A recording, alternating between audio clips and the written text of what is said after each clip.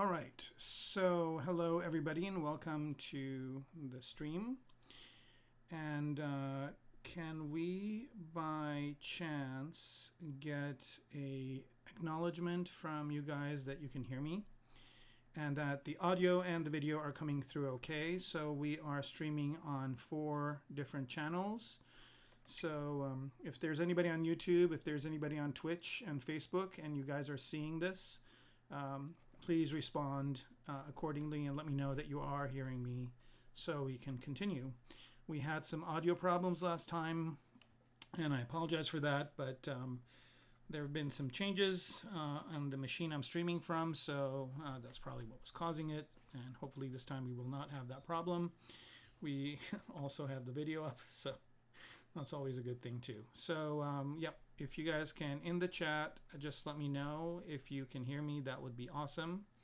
I just need an acknowledgement from each of the services, YouTube, Facebook, and Twitch, so I can continue.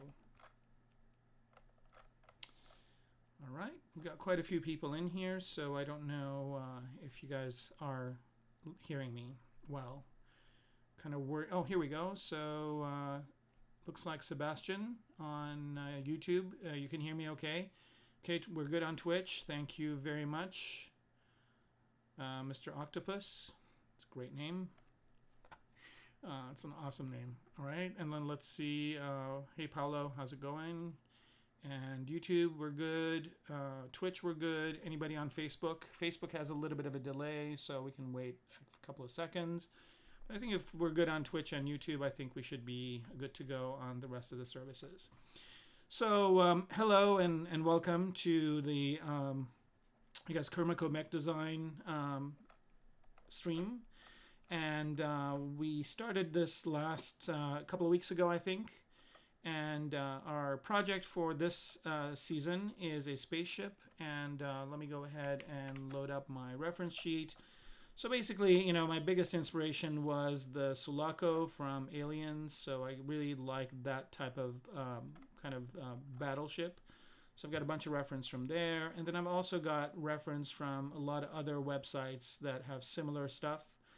Some stuff from Eve online, which has some great spaceship design, and some others that I found on the web. Also, Homeworld is a big influence on this. So I'm kind of going through and getting some of those images to you from Homeworld, and then I've got some just space pictures of some places in space, just kind of as motivation, and also maybe possibly as backdrops of sorts. And this is something that I always do, is I always pick some sort of an object to model my design on. And in this case, I'm choosing a knife or a sword. And I found a bunch of images on the web on different designs. And I can use these for maybe material indication and also just for general shape. I'll also doubled that down with maybe some rifles that I think are interesting looking. And then I've got some color swatches here. Right and left, and also some space pictures to again give me some motivation and drive, some design elements that I thought were really cool that I would want to incorporate, and some real world kind of space stuff. I think this is just space stuff that I've found as well. So usually I organize these a little bit better, but here I'm just kind of going by. And I have some images by Berkey here and by, I don't know if I have any by Scott Ross, but I have quite a few of those as well. And also I'm drawing inspiration from submarines and kind of battleships. So this is just basically my reference sheet for now, and I probably will evolve this later on as time goes on. And Tommy from Facebook, thank you very much for the acknowledgement. So we're good everywhere, it looks like. So this is my reference sheet. I usually have it on a second monitor somewhere, and I'm usually referring to it and looking at it all the time. I'm using PureRef, of course, for my references, and if you guys are not familiar with it, it's probably one of the most useful tools out there, and I highly recommend you either use PureRef or use QuadDraw is another one that's good, and you can load up your images and just kind of have them on the side. What I really particularly like about this is that you can just hit spacebar and zoom in on an image and then zoom back out. All right, so it looks like a bunch of people are joining in. Hello and welcome everybody. So this is kind of where we left off, or we started last week. So we basically had a bunch of different cubes here that we started kind of getting into some sort of a primary shape. We were kind of focusing more on silhouette. We found some interesting things that we liked. For example, I like this kind of cut in over here where it could be kind of a place where it would launch spaceships, and maybe this thing would kind of rotate entirely up to close up when it's doing space travel. So that's kind of a feature that I want to include. And I've kind of gotten some other elements that I also want to include, like maybe these wings over here, which basically are mostly not used for travel because this thing doesn't land on a planet. It's basically just in space all the time. It's actually been constructed in space, so it doesn't need to land, but the reason why it would use these is because it would have some sort of energy gathering elements on them, and they probably open up and close, and I'll have to figure out how that works as time goes on. So I evolved that a little bit into this shape, and we'll talk a little bit about how I did that and what are some tools that I use. Project primitive being one of them, so I'll be showing that in a minute. And we'll probably take this a little bit further. And then some people asked if I could boolean it, and I did boolean it, so this is what the boolean result would be. And then we took that and dynameshed it to get a dynamesh result. I think this was an earlier version that we dynameshed. And then we also zero meshed it to get some cleaner topology. But I'll not be using any of these ones. I think we're just going to go off of this one, or possibly even this one today, and get to the next stages. So, all right. Again, we're looking at maybe 500 to 1,000 years from now, maybe 1,500 years, just kind of further out in time.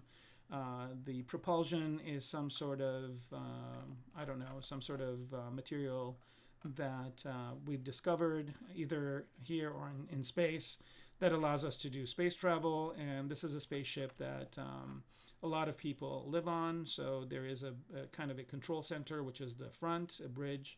And then there is the place where all the spaceships are and people live, the smaller spaceships that go to planets and whatnot. And then the engines and everything are going to be in this back area. So we have a little bit of an idea of how this thing is distributed. I haven't really figured out the scale yet, but I will nail that probably either today or soon here. And so yeah, so let's get going.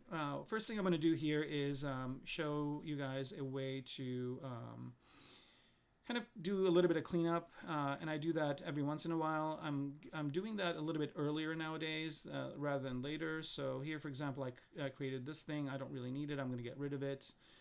Here we've got all the different parts that we started out with. I think these were the parts we started out with. So there was this one, and then there was this one, and each one of these was based on some reference material that I looked at. So here are those different parts, and I don't really need all this stuff anymore, but I'm going to keep it as its own tool in here for now. However, I do have some stuff in this one that I don't really need, so I'm going to get rid of them. So first of all, there's this folder that I put everything in to do booleans. I don't really need that, so I'm just going to go here and delete all. That gets rid of the folder as well as everything else. And then these ones, the original one, this one I definitely want to keep a copy of. So I'm just going to copy it and go into a new tool here and paste it. And I'll delete this one as well. It would be nice if these tools could have a name. I guess when you save it, they'll have a name, but right now, or the first, I think they're the name of the first tool that's on here. So I'm just going to rename this to work. So I just know that this is a work folder per se. Okay, so I do know that this is a work folder, so I'm going to copy stuff here, and then I'm going to go ahead and go with this one first. So I copied it. I can get rid of it. And okay, and then there's this one. That was the live boolean version. I don't know if I want to keep that. Well, maybe, why not? So I'm going to copy that, again, go to my work and paste it in there. Okay, and then go again here to, and I don't need it anymore, so I'll delete it. And then there's the Dynamesh version, which I don't really need because I can always just press Dynamesh to get it done. So I'm just going to delete that one. And finally, there's a ZBrush version, which I might want to keep for now. So I'm going to copy that as well and put it in the work folder. So here, I'm just going to paste it in. Right, so that's going to be, I'm going to stick to my top tool in here so that it tells me the name that it's work, so I can easily know which one it is. And this one, I'm going to go ahead and rename the first one here to start. So that also tells me that this was where I started. This is my work folder, and I might get rid of these later, or I might save them off, but right now this is kind of where I'm going to do the work. All right, so let's say I'm not happy with this design. I kind of am, but let's say I want to maybe explore it a little bit further. I want to use this thing, and we talked about that last time, but I didn't end up doing it. So here, what I want to do is start project primitive. And of course, the initial setting here is not really good. So what I'm going to do is go in here. First of all, I'll do a full reset, and I think this is a full reset, so we're good. Sometimes it's not if I've actually done anything earlier on, so it's always good to do a full reset before you start. And then I'll have to do a little bit of work. So if you're not familiar with project primitive, it's really nice because what it does is it takes an object, and you can't really see it here because I turned it off, but I can turn it on. Like here I've got a sphere, right? So it takes this object and it projects whatever you've got here, whatever polygons you've got here onto it, right? So here I've got a merged kind of grouping of a bunch of different initial objects. And I guess I should show that before I do this because it makes more sense. So let me kind of do a cancel here. So just delete it, don't need it. And then what I'm going to do here is duplicate this and put it in a folder. Just call it group 1. And here, what I'm going to do is go to and split this to parts. So, okay, and so now I can see that it's all these different parts, right? And all I've done is merge those parts together to get the spaceship. So it's just using the merge command down here. So merge down or merge visible or whatever. So this is what I have, and here's this grouping of all the different parts. And I might save this folder off to another tool, but for now, let's just keep it there. Okay, so now the next thing I want to do here is, again, go to that project primitive. Let's do it again. So project, oh, no, that's not what I wanted to do. Project primitive right here. Okay, and again, there's that sphere, and that sphere is in the center. I'm just going to move it up here just to kind of go through a couple of things. So here you want to just pay attention to the groups of cones, and each group does something different, right? So the one that has the white tip at the end here and has this blue one next, this basically allows you to create a new surface, and the white tip is to accept your tool. So right now we're just choosing the surface. And then over on this side, it gives you the tessellation, so I can choose how much detail I want, and I want as little detail as possible, so I'm going to bring that down to almost nothing. And then the maximum displacement is how much this is going to displace. So notice this is going from a cube to a sphere, so that's basically just its displacement. But with project primitive, you can just project 4 different primitives, and those are over here. So there's this yellow one, so this orange, yellow, and blue. The yellow one is the primitive type. So the first primitive type is a sphere. The second one is more of a cylindrical shape. And here, what I'm going to do is give it a little bit of tessellation so you guys can see more of the shape that it's producing. Excuse me. Again, this can range from a cube to that shape, right? So that's the thing that decided what shape I have was this yellow cone, but then there are these 2 other cones that allow me to tweak the shape. So I'm going to go back to that initial sphere here, and notice that here I can choose kind of how that shape is. So this here is the modifier for the shape. And notice here I can go from a kind of a diamond looking shape like that, to a sphere, kind of at 0, it's or 0.5, it's a sphere. At 0, it's that primitive shape, at that pyramid shape. And then I can go to type of a rounded corner cube all the way to a sharp cornered cube, right? So these are all the different primitives that I'm going to be projecting onto my object. So remember that. So here I'll go ahead and look at my second primitive, and the second primitive has two different things I can tweak. It looks like a sphere, it looks like the initial one, but it's not. So I can even go to this shape, right? So that's one shape I can go to, all the way down to this, right? And then with the other one, I can, again, goes from a diamond to kind of this type of a shape, right? And I can modify these independently of each other, so I can do different kind of things to them. Okay, and last one, there's two other primitives. I'll go ahead and take a look at those. So there's this one, and this one can give me just a one-sided pyramid, all the way from a square shape to a circular to a diamond shape, similar to what I had before. And then the fourth one is kind of an interesting one, which is kind of this donut shape, and I can give it thickness like this, and also I can choose for it to be this way, right? So I've got all these different objects that I can play with. I'm actually just going to go to the first one, which is this one, and then choose kind of the shape that I want, and also diminish its tessellation to as little as possible. So now, if I move this onto my object, notice nothing happens, and that's because I have it as a new surface. But as I move this blue cone down, you'll notice that it starts interacting with my object. So as I move this on my object, you can see that I'm doing all sorts of changes to it, right? And that object is basically inside my object, and it's moving my pixels around. And I can rotate that object, I can scale it, right? And I can move it anywhere inside my object. And that will give me kind of a different layout of how my object looks. So here, I'm just kind of moving this around on my object to see if I can see an interesting shape. And again, this is just exploration. This is just what if, what if I do this? Like, what if I move this up or down, right? I could actually physically move these polygons, but doing things this way, it gives me a different way of looking at my object. Or what if I scale it up, right? So I'm scaling here, and what if I scale it and then I move it this way? Is that adding a more interesting shape to this spaceship? And it did. So I like this more than what I had before, and then so I'll just go ahead and accept this as a project primitive. And now I'm going to go ahead and do another one. So I'm going to do another project primitive.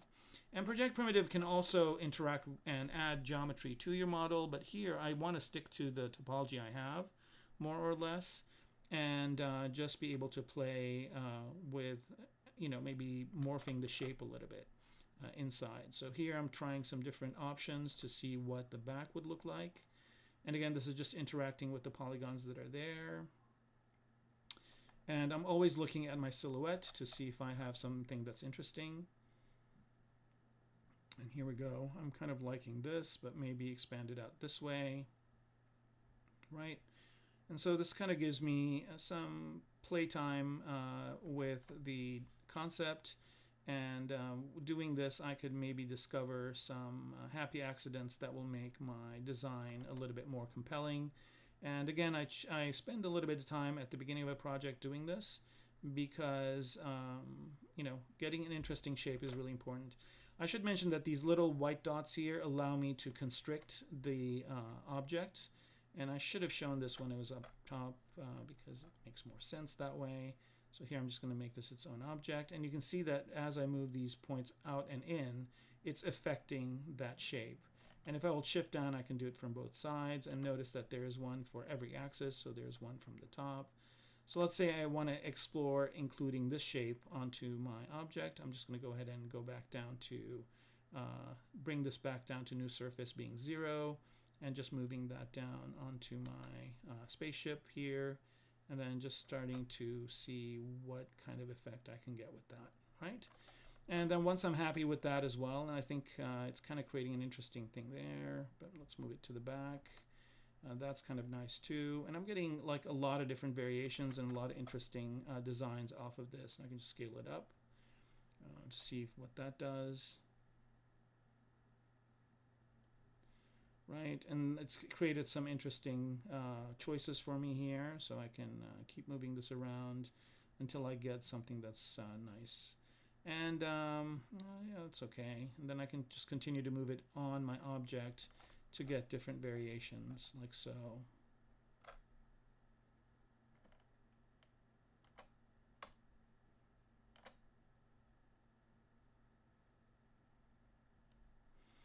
All right, and you can see it's jumbling up my polygons, but I don't really care about that, but because again, eventually I'm going to separate these out into their own parts. So here, just exploring, getting some kind of cool ideas. It kind of looks neat at the bottom like that, so maybe I will use it this way, or I can move it up to over here, and maybe this will house the engines, and that's kind of an interesting look as well, but maybe rotate it up this way to get that cool silhouette.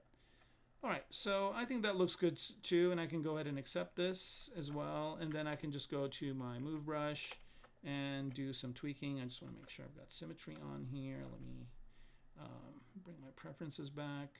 Config, restore, custom UI. Here we go. Let's turn symmetry on. I made some changes to my user interface from last time, and I also have a couple of changes in mind that I'm going to make soon too. Okay, so now I'm just basically tweaking this a little bit. The one underneath is showing up. I just turned that off, the visibility, and now I'm just getting the polygons to kind of go to their initial places, and trying to do some manual tweaking after the fact. I kind of like this little bit of thing that's up here. Maybe it's some sort of a sensor, or maybe it has some sort of a purpose. So I'm leaving that there too. All right, let's see if we've got any questions. And Andrea, thank you very much. Johnny Boy, is that an astronaut head, that picture that you have? That's pretty cool. And okay, so hello, shiniest in the crib. Cool. Wow, we have quite a few people. All right, so and then I kind of want to explore maybe making these a little bit bigger. Again, I'm always looking at the silhouette up here just to make sure I'm getting a good silhouette. And I'm going to switch to the clip curve to get maybe more of a straight line this way. All right, cool. So maybe give this a little bit more of a hutch over here. And that's kind of jumbling up that silhouette. It's good. Maybe make this a little bit longer.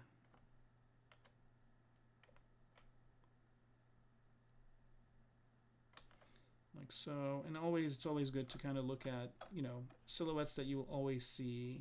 You're always going to want to see a front view, and that's good. But in the front, I think it'll be more compelling if these are longer.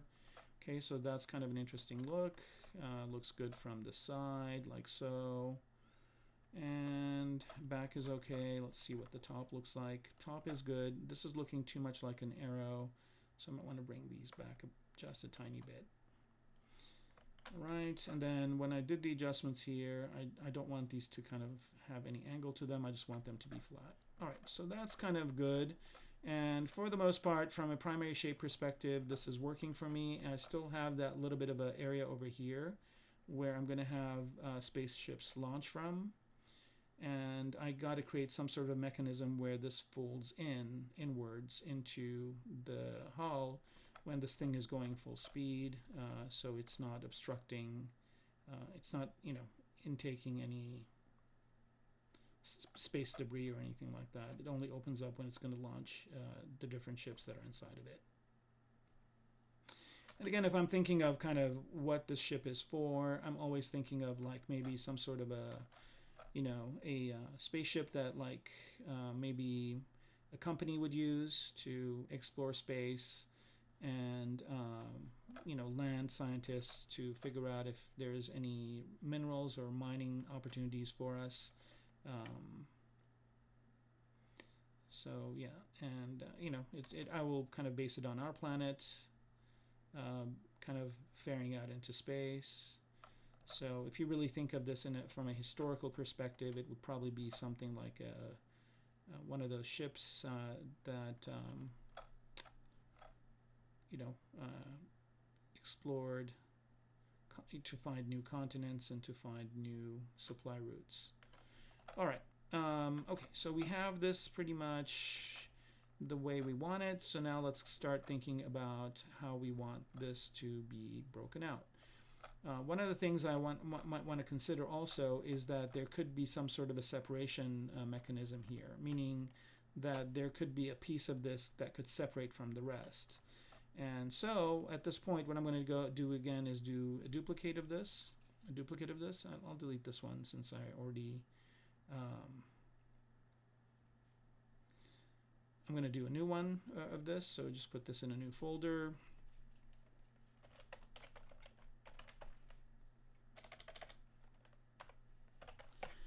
And what we're going to do here again is break this up into its own parts. So split to parts. Okay, and now I have these as individual parts. I'm going to hide the main one that we start out with, which I guess I already done. And then we'll look at these parts individually. So I'm just going to solo, and let's see what these parts look like. And here, I just want to get rid of things I don't need. It looks like here, for the most part, I am using a lot. I'm using this front part from this, and I'm using this back part. But the part in the middle I'm not really using. So I could probably get rid of this part. Oh, I guess I am. I guess I'm using it down here. So that's good. The other thing also I want to make sure is I want to make sure that this thing is symmetrical. So I just did that. And then let's move on to that next piece. And that piece is all the way inside. Nothing of it is showing. I don't really care about it. So it's gone. Don't need it. Okay. And now there's this piece. And I was thinking this piece would be its own thing. So this would kind of separate out maybe. And some people would stay on here. And then some people would kind of maybe go to another area. So that's kind of working already. And then we've got this piece right here, which we don't see a lot of.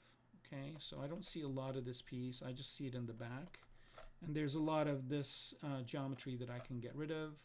But for now, let's just keep it. Right, so I've got 4 different parts here. And these are the ones I'm going to be working with. All right, this top silhouette looks like an ant, somebody's saying, and that is actually a good thing. It's always good to have something look like something we're familiar with. So yep, that definitely looks like an ant's head and an ant's butt. And the legs here could look like ant legs. So I'm agreeing with you 100% on that observation. So here, what I want to do is maybe make these in the silhouette to have something of a more interesting look. That does it. And maybe make this one a little bit bigger. All right, cool. All right, so looks like we are getting to a really good point here to start getting to the next stage. I think this one I could modify just a little bit. Like so. All right, cool, cool, cool. And from the top, it maybe looks like a Sten machine gun because it has this like big kind of thing that could be like a clip, something like that. All right, so let's let ZBrush autosave and see if there are any questions. Looks like there are none.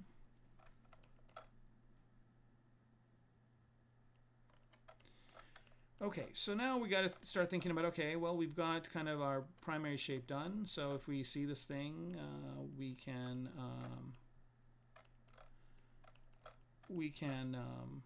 identify it easily. Like if this was in a show and we saw the spaceship, you know, and again, I'm only looking at the silhouette here.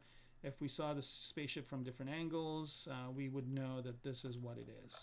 Okay, and we could give it a name. Let's give it, actually, since somebody came up with that, I'm going to go ahead and rename this as the ant, right? So we're just going to call this the ant for now, and that's going to be its working name, and then once we get it done, we will call it something different. Okay, so here I'm going to go ahead and be happy with all this. So I'm just going to merge the folder into one subtool, and there that is, and we'll continue with that one. So now I just have to start figuring out, okay, well, you know, the overall silhouette is working, so now I got to think about secondary shapes. So the first thing I want to work on is I want to work on these big ailerons here and how they work. So let's go ahead and do that. So I'm going to go ahead and use the Z-Modeler brush. I can pick it from here or use my hotkeys. What I want to do is put edge loop over here and an edge loop over here. I don't have symmetry. Okay, let's just make sure symmetry is on, so I'm getting this on both sides, like so and like so. And then maybe I'm going to add these over here, and you guys will see why in a minute. Like so. And then what I want to do is, I had 2 on here. That's good. And I'm just going to Q mesh these out like so. Did it go through? Sometimes it does, sometimes it doesn't. If it doesn't, come at it from a different angle, like there and there. Okay. There and there as well. So now I got these the way I want them. So basically they fold out somehow. Maybe it's an accordion type of fold out or whatever. I haven't figured it out, but I will figure it out at some point. Okay. The other thing I should have done before I did this, because now see it's going to happen with all of the entire object, is I want to make sure that these are rotated the right way. So let's fix that. All right. So how is everybody doing with this lockdown? I unfortunately or fortunately had to work through it. So my school went to full-on online mode, and we finished everything with Zoom, which worked out really well actually. But my semester just ended, so the students turned in their final projects, and we are going to have the summer off. All right. All right, Zamillion, you're keeping busy. That's great. Yeah, I mean, this is a good opportunity to learn something, right? I mean, I'm basically, for the rest of the this time frame, I'm going to sharpen my skills in some of the things that I've been wanting some free time to do. And lo and behold, I have it now. All right, so here, let's go ahead and start adding some secondary forms to this. So there should be something that basically holds this stuff up. So also it's a good time to work on personal projects. So I'm working on a book right now, so I have some good time to work on it. I was going to do that anyway over the summer, so now I can have more motivation to do it. And here I'm just basically creating some secondary forms for this, and still let's look at the top view here just to make sure that we still have it working.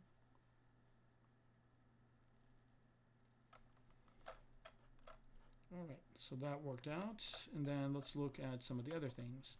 One of the things I wanted to do is, this thing is very symmetrical. I wanted to introduce some asymmetrical elements, so I'm going to do that with the bridge.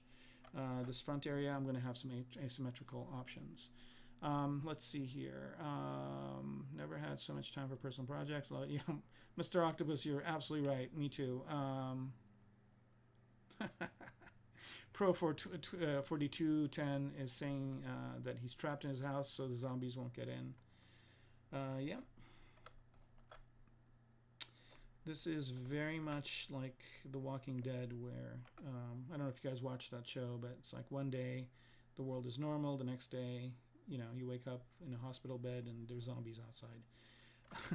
So here I'm just going to isolate this part, so I'm not dealing with the rest. I still got some of that wing, so we just want this part, and I want to go ahead and create some areas for this, so that I can create an asymmetrical thing that's poking out on one side, like so.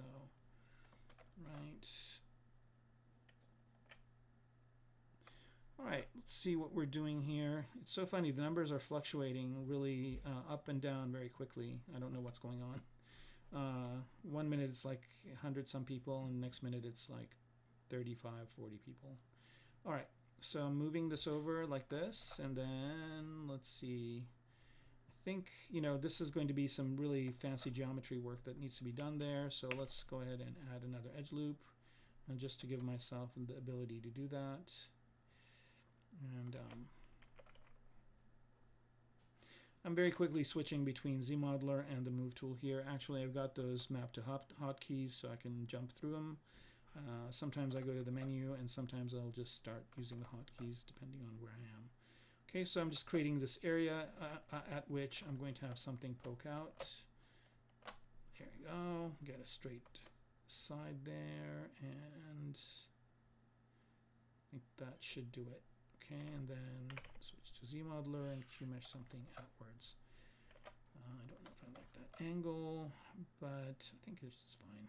Just go as far as we can. Okay, and then I'll mask all this. Oops.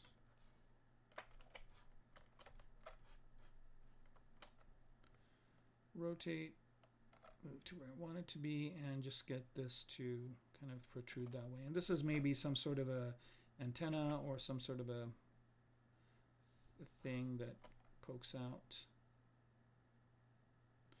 I'm gonna do my best not to have, like, you know, cannons and guns be part of this thing, but I will have some self-defense elements added at some point.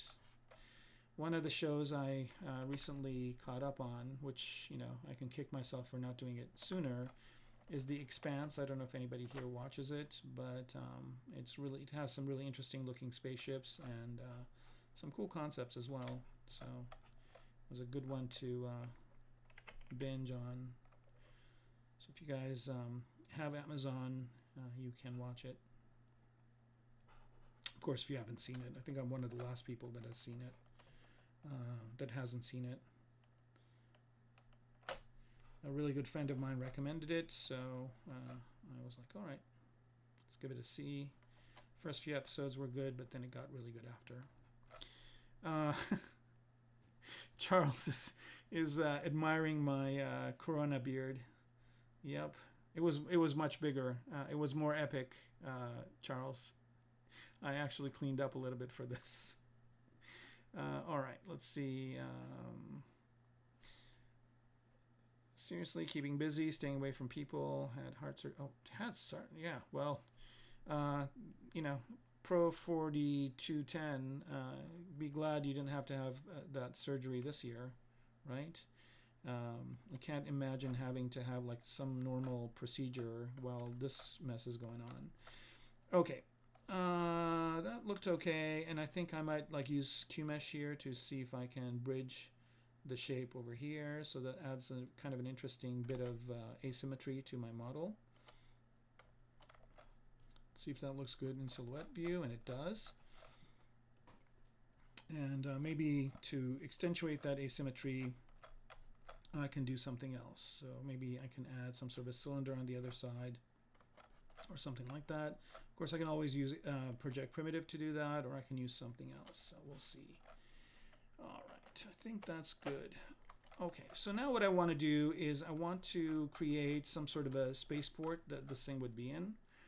Because one of the compositions I'm thinking of is to have a, let me adjust my camera here real quick.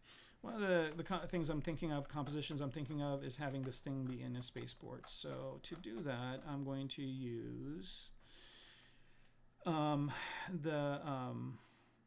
spotlight feature. So I'm just going to go here to spotlight, and I'm just going to put my spaceship in the front view because that's how I'm going to do the space port. And just go to spotlights here. And I'm going to actually look and see if one of my spotlights has a good way to do this. And it's kind of off screen here, so let me bring it in so everybody can see it. Right, so there are all these different parts, and I'm trying to see if there's one that would fit some sort of spaceport. And these are all spotlights that ship with ZBrush, and they're made by yours truly. And hopefully you guys are using them and liking them. I definitely had a lot of fun making them. Right, so let's make all these smaller. And again, all I'm doing here is I'm just looking for one that would be a good one for type of a spaceport kind of tube or something that this could be in. I'm vacillating between these two as being good ones and maybe this one, but this one's a little bit too familiar, so maybe not this one. Let's stick, and this one could be interesting, and so could this one. So maybe we'll combine a couple. So let's start out with a simple one. Let's start out with this one right here. So I'm going to just bring this over. This one I don't really need. I'm just going to put it aside for now.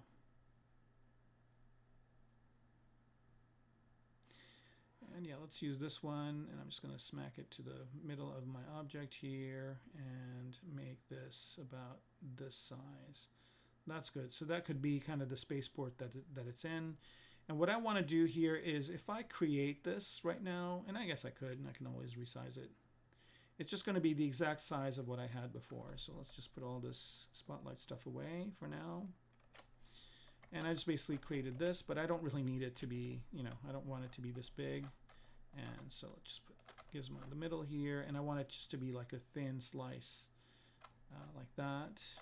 And also I didn't need the inside part, so I can do this in one of two ways. I can either Q-mesh this out, which let's try and see what that looks like, or I could have just boolean the thing in Spotlight. So let's see what this would look like. It's going to be hard to get that specific angle, but not impossible. So I'm just going to do Q-mesh for polygon, Q-mesh, and poly loop. Not that way. That's kind of the trick here, is just to get it at this angle, which I did get, and there it is. So that's going to be kind of the border of this. And I don't need the inside part, so I'm just going to go ahead and Q-mesh. It's going to be interesting. Q-mesh, nope, not edge. Polygon, Q-mesh, polygroup all. So I'm just going to try and see if this is going to work. I'm going to Q-mesh this whole thing through to see if it gives me that empty kind of part. It's going to be interesting once it happens. Nope. Let's do it one more time. I think on edge I'm going to set it to nothing. Here we go. Let's see if this works now. So I basically just clicked on the polygon and I'm pushing it forward, and I'm hoping that it will move all of those polygons through and create that gap for me. And of course it went the other way. It might have been easier for me to do this. Let me try it one last time here. I think I inadvertently deleted something there too. Actually, why not do it the right way from the start? Okay, so I'm just going to go ahead and since I have this thing, I'll just go ahead and use it to just have the thickness, and I'll model whatever I have based on this. So I just want whatever I make, the new thing that I make, to be maybe about this thick right here. Okay, so let's bring the spotlight back. Right, and then the thing I was talking about, what I want to do is I want to create just kind of outline. So I can either do a boolean, or there's this frame feature, which is kind of nice. I guess I should select this since I'm working with it. And this frame capability, which is really nice. And I guess I can move this out of the way.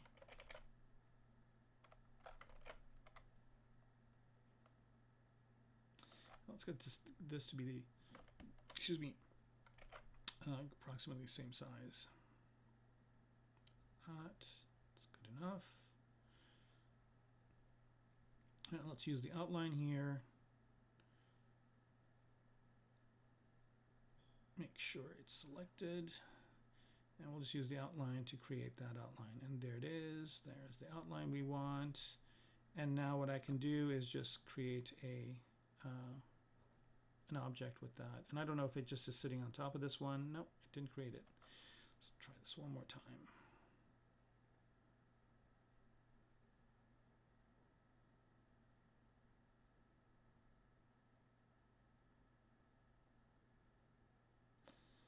Right, that's about the shape that I want, and let's go ahead and let it do it. There it is. So I'm going to hide this one, and let's hide this one as well.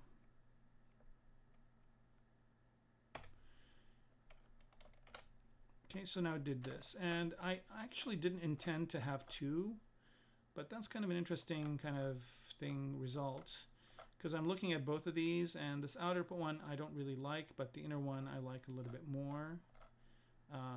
But what I really wanted is what was in between, but that's okay. I can pick one of these and use it. All right, so what I'm going to do here is, again, go to ZModeler and delete island to get rid of this outer one, and the inner one's the one we're going to use. Let's make that bigger, like so. And so this would be kind of an area that my, that would outline this piece, right? So let me center this. Good. And let's make sure my spaceship is also centered. Turn symmetry off. It is. Okay, good. And I don't really need this inside one anymore. I'm just going to delete it. I just use it for thickness reasons. All right, so I've got this one here. And what I intend on doing is having this kind of a thing happen. Right, so I'm just having, it's going to be in some sort of, and perspective will really help here. It's going to be in some sort of a hangar like this in space. And there will be something that this is maybe connected to that all the workers live on, and they'll come in and build this spaceship in this environment. So these are kind of maybe like scaffolding or something like that that I can use. And I don't know if I need every single one of these. I might delete some of them. I don't know why the color went to this. Right. Okay, cool. Let's see. We got a bunch of people saying stuff. All right.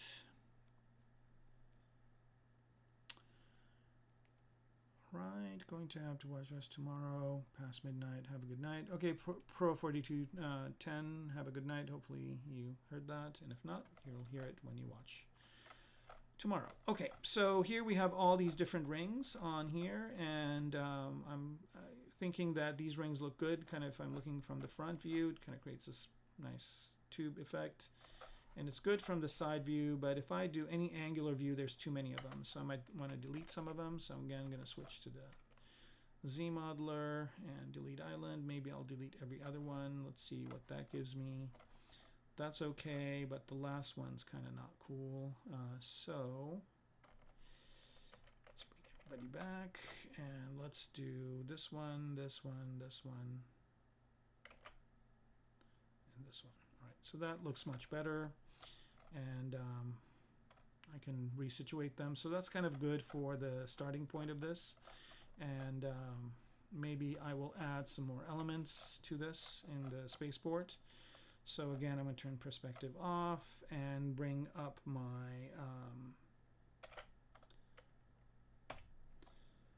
these guys back. And maybe I'll use a different spotlight for this one. So I'm going to switch back to Lightbox. I'm sorry, to Spotlight or Lightbox, yep, and choose a different one. Let's see, I chose, I think this one. Let's see what that one has right here. All right, there they are, and let's not rotate but resize these.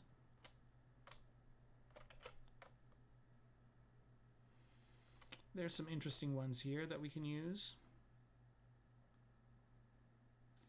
I kind of really like this shape right here, which I guess is the same as, yeah, it's a softer version of what we have up top. So I'm going to isolate this, and let's move the rest.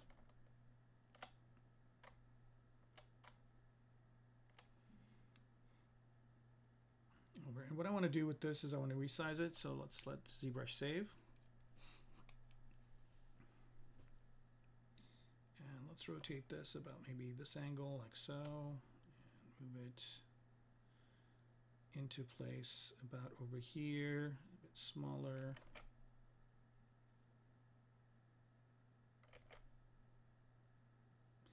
To about there, and maybe this is like some other component that people are using for fuel or something like that. And let's go over to here. And so I like this, but I don't want to keep it the way it is. I want to do something different with it.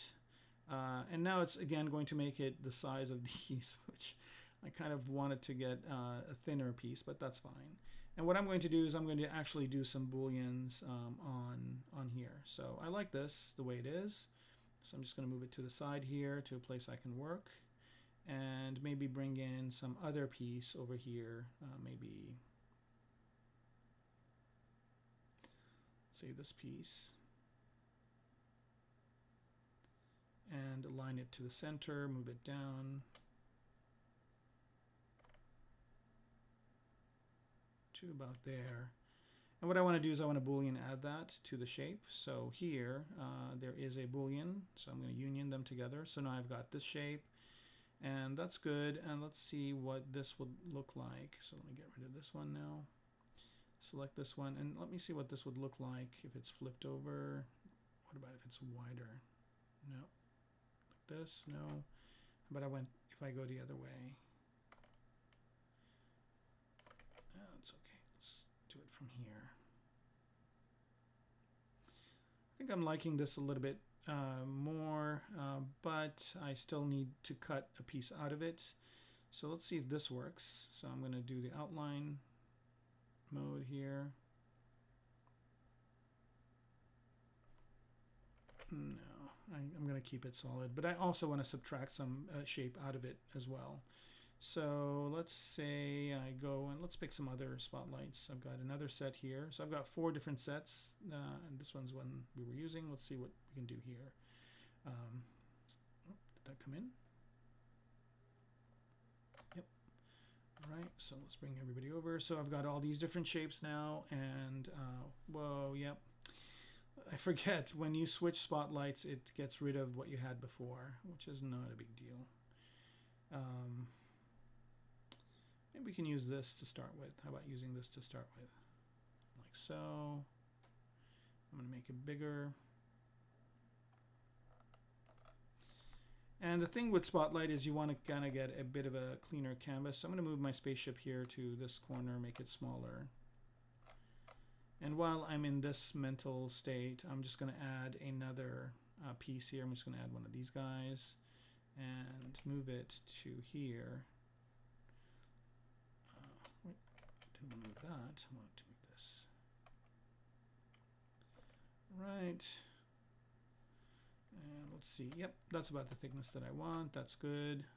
So I'm just going to use this for thickness. Again, I'm going to use it, move it out of the way, and I'm going to clear up this center area where I want to work in Spotlight for what I'm going to do. So here, let's choose this guy right here, like so, and maybe I want to add a couple of pieces to this. So maybe I want to add this piece to it. So let's bring it over, resize it, and maybe this piece is going to go over here like so. Create a little bit of asymmetry. All right, and I'll just union that in, right, and get rid of it. All right, so I've got this going on here. I don't know if I like that angle, so I might do another union this way. Yep, that's looking good. And then let's see what this will look like if I did, if I subtracted maybe this piece from it.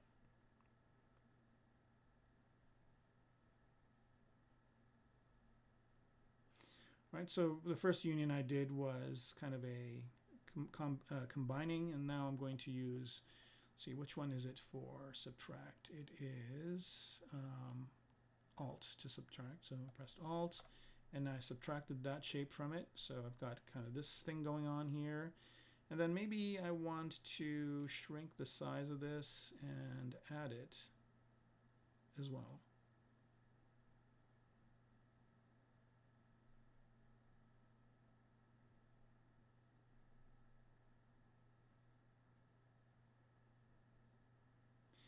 Like that. Right, it's looking good. Do the add, and so now I've got this shape. I want this area over here to be at an angle, so I can just rotate this guy around. Move him here like so.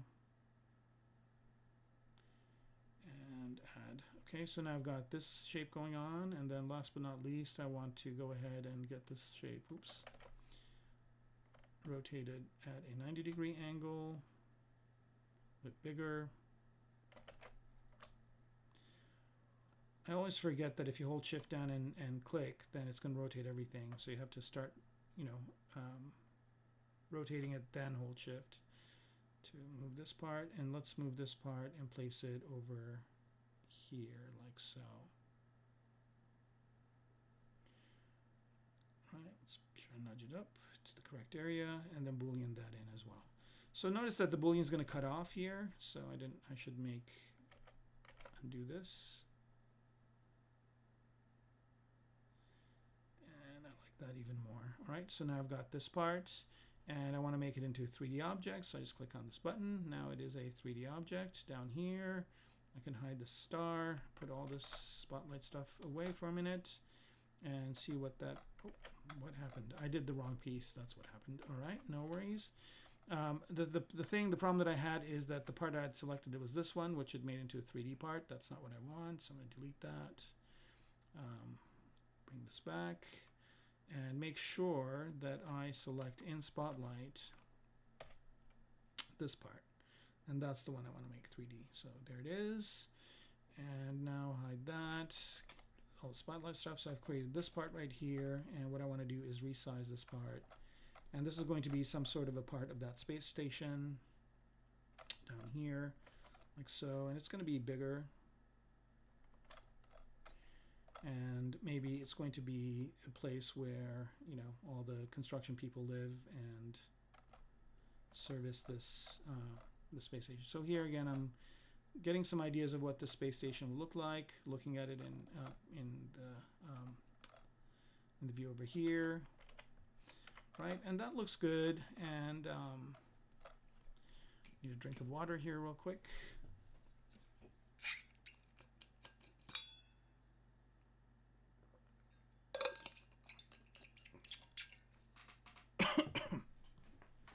Right, have a few questions. Let's see here. Bad Mesh, hello. I'm doing great. How are you?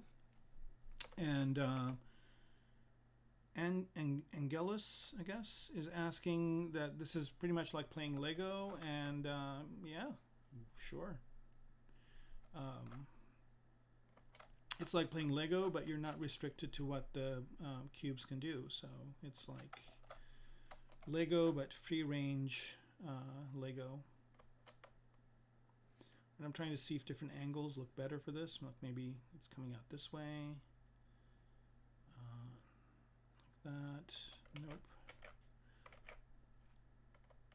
If I turn it completely around and put it on the bottom. Right, so this is basically just kind of the ideation stage where you're kind of thinking of, okay, well, what would a spaceship, a spaceport look like? And what would it do? And, you know, what other aspects can I include? This could be for a game or a movie or advertising, whatever. All right. So now I'm going to get some ideas of what this will look like. So I've got perspective on. Let's do some quick renders here. I know what the silhouette looks like, and I like the silhouette, but maybe get some ideas for what renders look like. So I'm going to go ahead, and for this, I'm going to go ahead and just do a BPR render. Right, that's good. And my light's going to be coming maybe from over here, not from the back, but yep, maybe this way. Let's see what that looks like. Okay, that looks good. And let's say this is what it looks like in space. And let's look at some BPR render pass or BPR filters on this guy and see what it would look like. So here I'm going to go to BPR filters, go to Lightbox for that, and let's pick. I think I like one that gives me a good idea from a kind of a cartoon perspective. I like this one right here, but with some modifications. Maybe not this one. Is it? Maybe it's this one. Yep. All right. So I like this filter a lot because it gives me kind of a cartoonish look to my object and has the shadows and everything. But there's some elements that I don't like. I don't like this one right here, so I'm going to turn that off. And yeah, that's good, right, like that. And I might add one more filter on here, which is flat shading. Flat shading right there. All right, and it looks like there's some sort of a yeah, I think it's this thing right here. I'm going to turn off. Maybe not for this one. It's on this one as well. Here we go. I kind of like this look right here, but I don't want that pattern on it. That looks good, like that. Maybe go over here. I might want to add some sort of a darken filter on this too. It's too light. So here, if I'm looking at this from that kind of an angle, it looks okay. Let me try a couple other filters. I always do this while I'm designing just because it gives me an idea like what it would look like if it was a animated, not an animated, but a graphic novel or something like that. So I'm going to go ahead and render this and choose another filter. I have my own filters as well that I could load in, but right now I'm just going to use some of the existing ones. I like this one a lot, but maybe not this really powerful green color. Choose a gray color, like a lighter gray. Right, so I like this a lot. It's looking good. Right, so I see some design elements that I want to modify already, and this is helping me find it, and that's over here. So I'm going to switch to the move tool and move this further this way. And maybe, let's see, did I create a combined version of this? I did. Let's see what this bottom piece is. I think this is the one that's causing the issue, so I need to isolate it. All right, so to do that, what I would do here is I would just Control-Shift-Click, and it will isolate that one object, right? So since it's one polygroup, it will just isolate that one polygroup. And I'm just going to fix this part a little bit more, in addition to everything else that's there. Okay, let's get it from the bottom.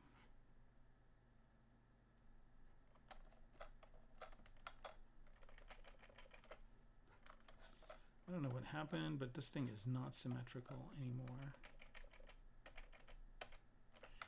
Is the whole ship symmetrical? I can always do that. And well, now it is. Now I isolate that. Now I know it is symmetrical. It is. Okay, and let's turn symmetry on for good measure and fix this part. I want it to come this way. And I don't want it. I want it just to be flush. So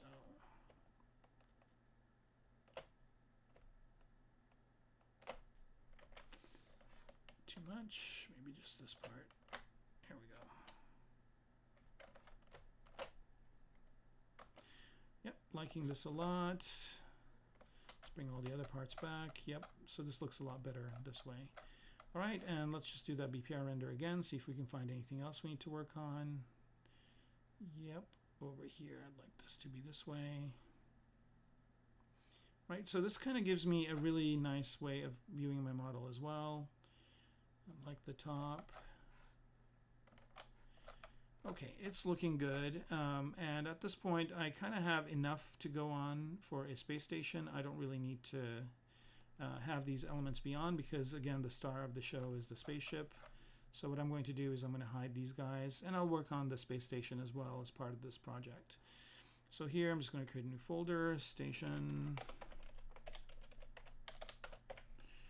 and add the station parts to it, so that way I can just hide the entire station in one shot.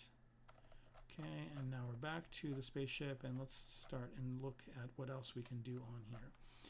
So again, this front part, like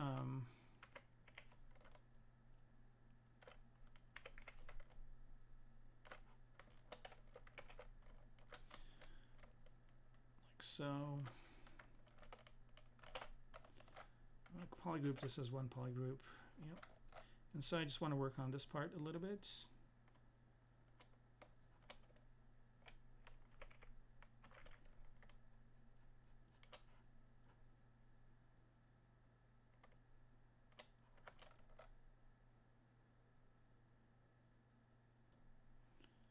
Looking good. Oh man, bunch of questions. All right.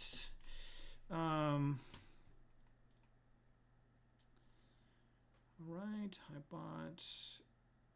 Okay, Poetic Wheel 4648 is now following. Great. Welcome aboard, Poetic Wheel. I always wonder how you come up with these names. Like, is there a name generator somewhere? What am I saying? I have all sorts of names online too.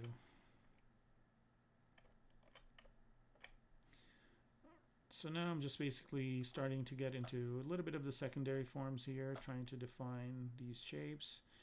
The reason why I created this extrusion over here was to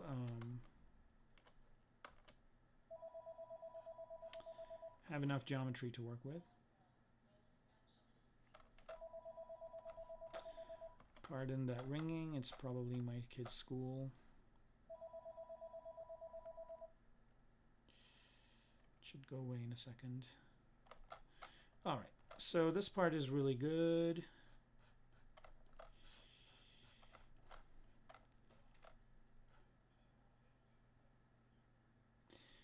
And yeah, so far so good.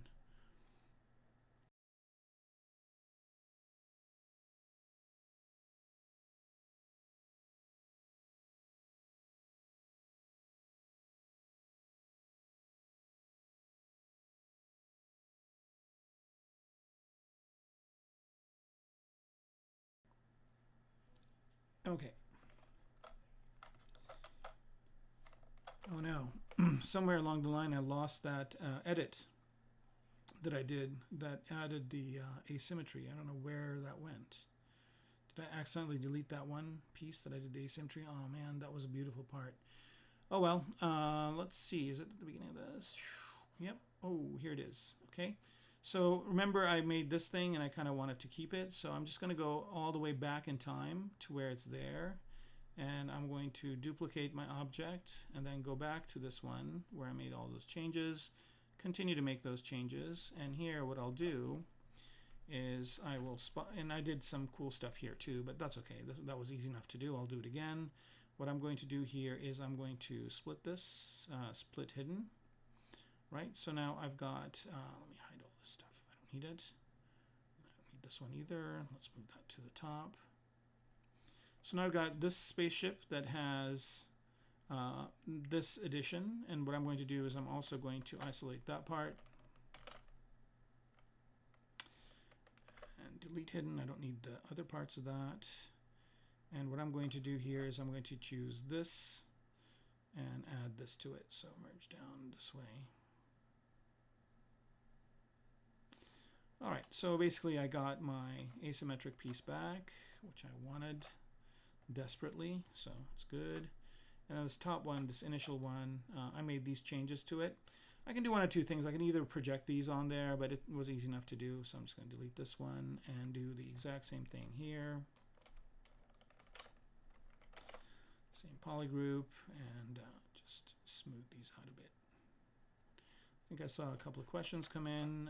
Just give me a minute here. I'll get back to you. All right. It's good enough, like so. So I'm pretty much close to where I was before with this.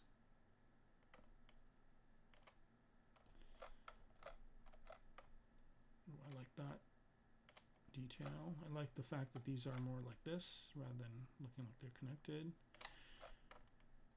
All right, let's see. Questions. All right, I've got some questions, looks like from Saad, and they are in Arabic.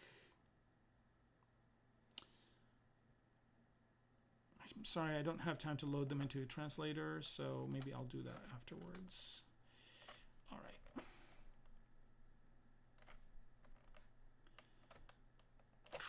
Oops. All right, so this is kind of an interesting thing that happens is when you try to do that, it grabs all these guys, so I'm just going to mask them so it doesn't. It's still grabbing some stuff.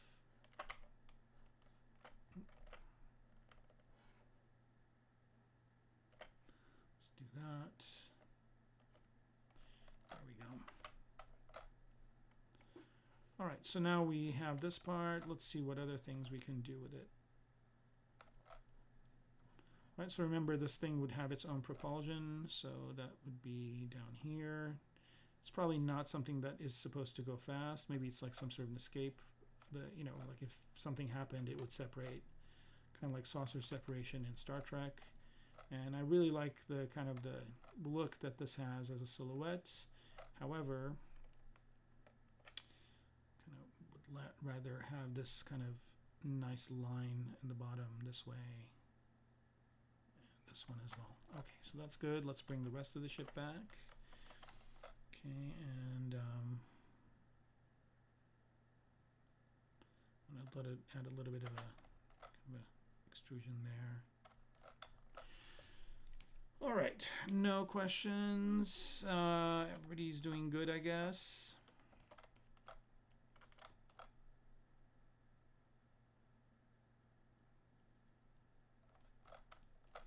How are we doing on time? Good, we got about 45 minutes or longer left, which is always a good amount of time. All right, so let's move on to this next part right here. Okay, so there is this.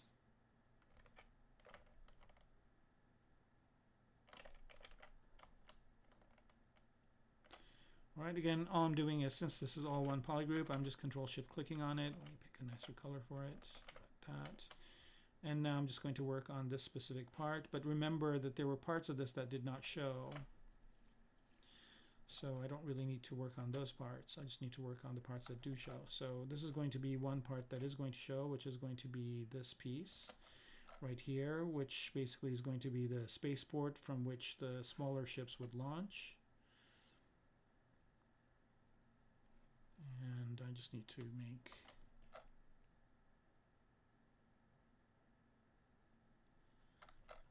the outline for it, and let's see what other parts of this are showing. Oh well, there's a lot of it showing over here as well.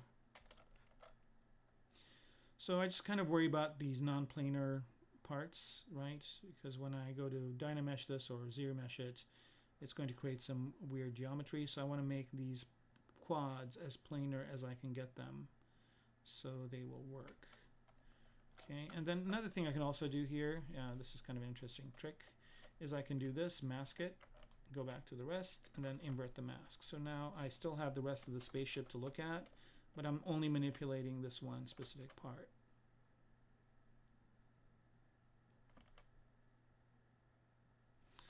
And I like this kind of tail that I created for it. I think it adds more to it, like so. And at some point I want to add another edge loop here. So again, this is, I'm doing this with additive geometry. So here I'm going to edge, insert, and let's go to this and do it, put it to nothing for now. I'm just going to add one more edge loop here so I have one other point I can manipulate. And again, here I'm looking to see if I can get some interesting silhouette action up here. I'm always looking up here. And I'm also always looking at my reference material, right? So I'm always getting ideas from that as well.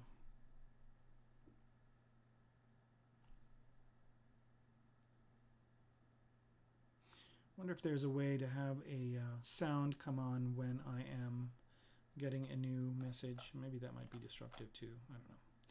All right, so here I'm just basically working on this one piece. And if you just joined us, it looks like a few people just did, we're working on a spaceship.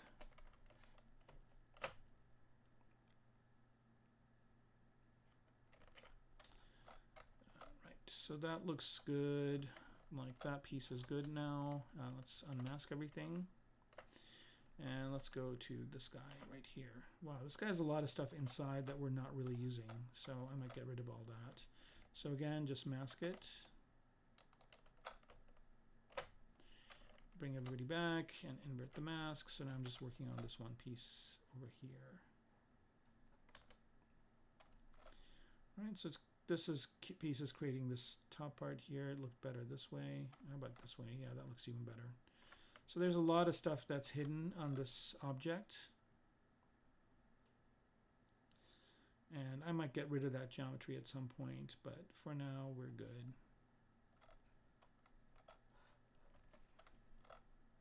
Right, I want this to be even more accentuated if I can. So doing this kind of design is really interesting. It's kind of like sketching. When you're doing concept painting or concept drawing, a lot of times people do thumbnails to get what they want. So this is a different way of kind of exploring shapes to get a design that works. And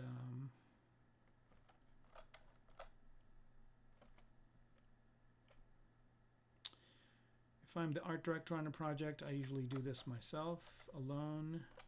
And if I have an art director on the project, then I usually use them to get feedback.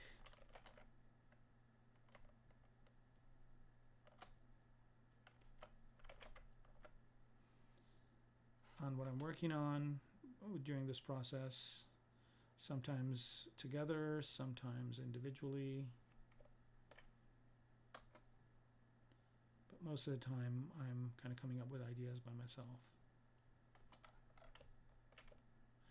And at this point, if they want me to do anything different, it's easy enough to make those changes. And again, I can jump to that specific part easily by just holding Control or Shift and Alt and clicking on that. Let's bring this back. I'm wondering if this is adding anything to it, and I don't think so. No.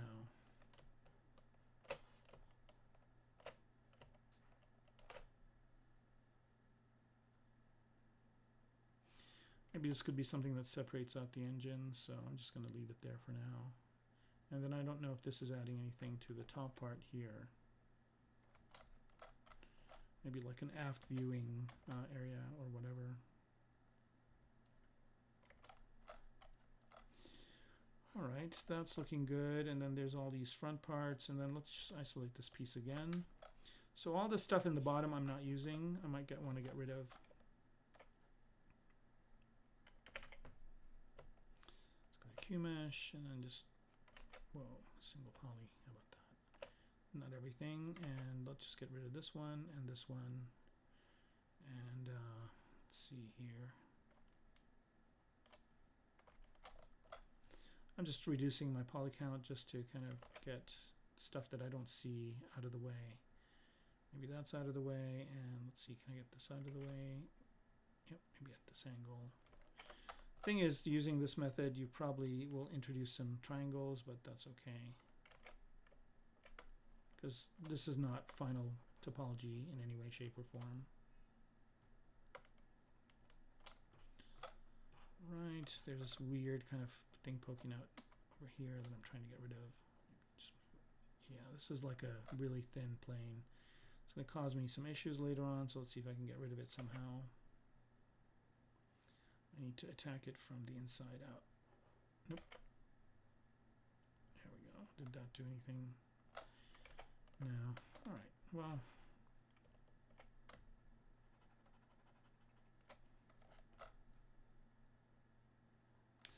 Yeah, so I think the good way to get rid of this problem is just to delete that one point. It's going to be tricky, but not impossible. Delete vertex. Yep, that fixed it right there. I have a triangle over here, but again, I don't really care about any of that at this point. Okay, didn't really mess with anything else, so we're still good over here.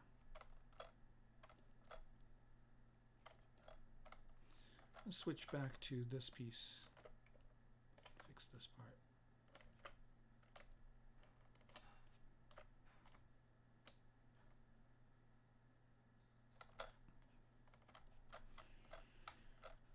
All right, let's see, any questions? Randy, hello, how's it going? Thanks for joining us.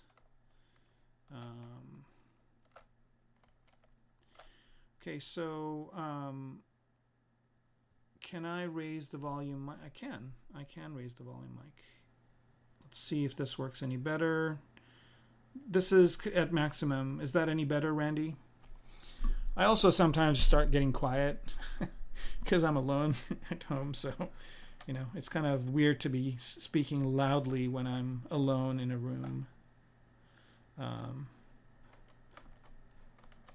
then my family yells at me too. They say you're being too loud. All right, here we go. That's looking good. So what have you guys been doing during this quarantine? Anybody doing anything interesting?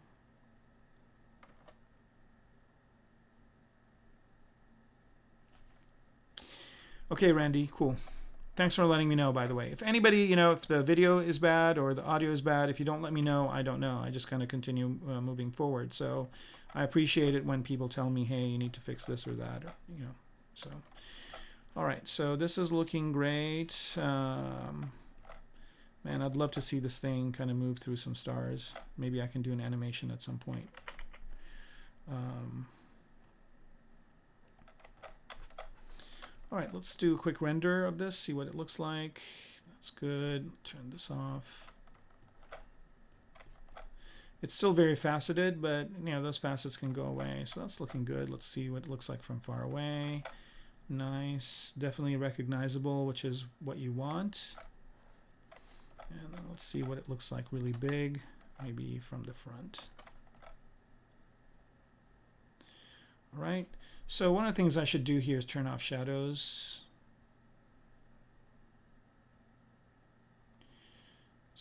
What I wanted, render properties, shadows off. Let's see what that looks like. Yeah, from the front, I'm digging what it looks like from the front. It looks good. All right, so now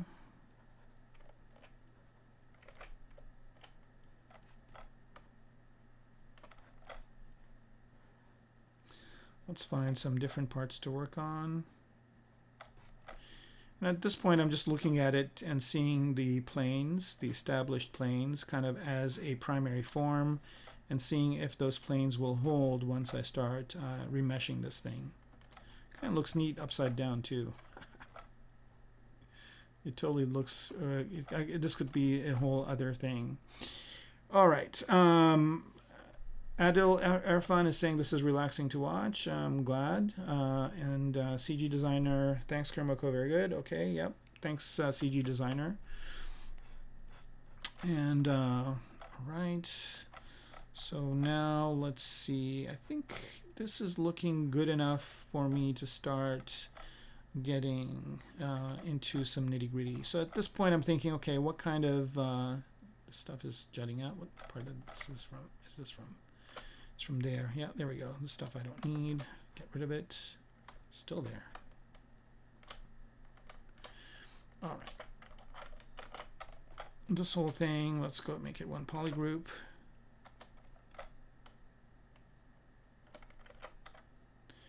And somehow this got all wonked out too, so let's just make it symmetrical. Oh, it's going to want to do all of it. That's fine.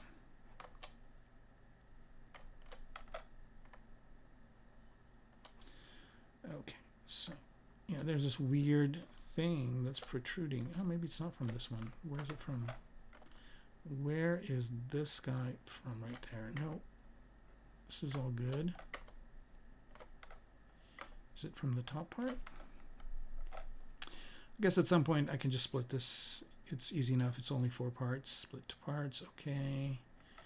All right, let's see which one it is. Solo. Not this one. Ah, it's this one. Weird. Where's the stuff coming from? Is there stuff inside? It's from this over here. Like somehow that's protruding out. Maybe I don't have mirroring on or something, but it's easy enough to fix. But I'm going to lose my asymmetry, which is also okay. Let's see. What happens if I do this? Okay, that fixes it, but I lose my asymmetry. So how to solve this problem? I think I have it.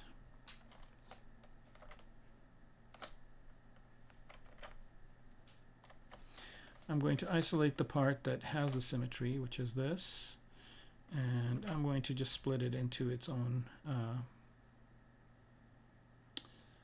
split hidden. So now I have the piece that has the issue, which is this, and I'm going to go ahead and let's see, is it symmetrical?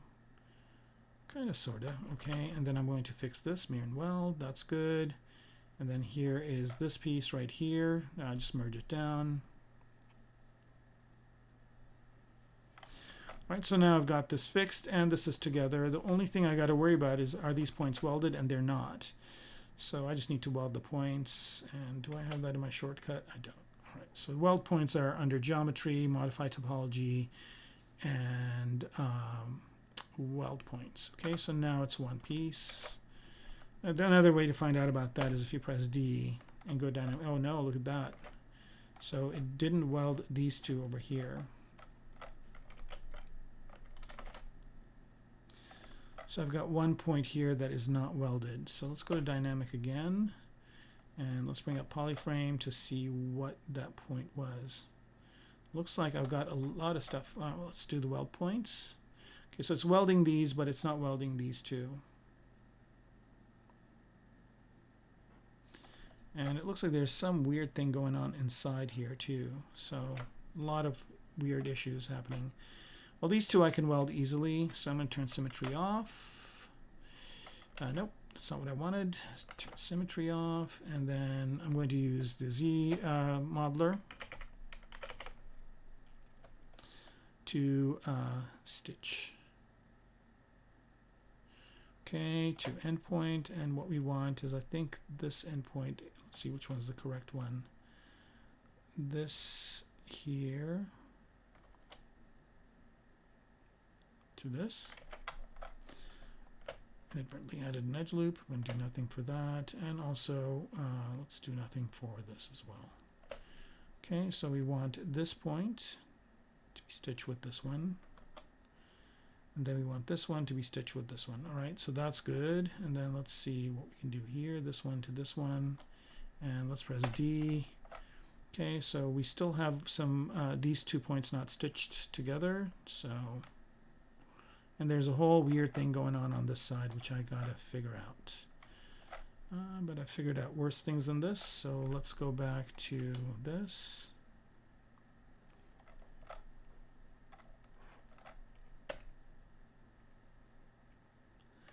Sometimes this works from here too. You can see the points.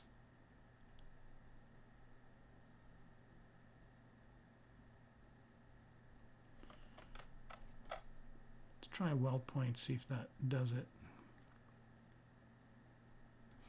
Yep, that fixed that. But we still have this one to contend with. And this kind of stuff is really, you know, I usually do this kind of stuff in a 3D program like Blender or Maya. But here, I can do it in ZBrush, and I don't want to load another program, so I'm just going to try and do it all here. Let's see if that works.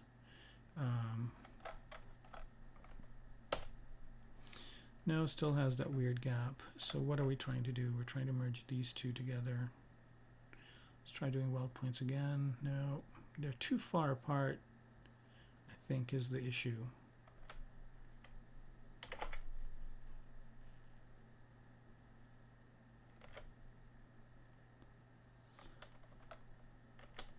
All right, so what I'm going to do, right, looks like, yeah, I'm not missing an edge. The edge is there, that's fine.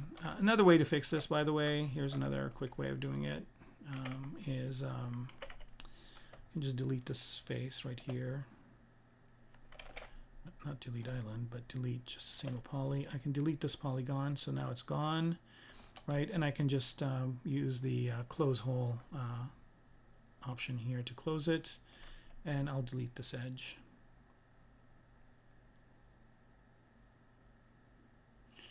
Delete edge. Okay, so now I'm good.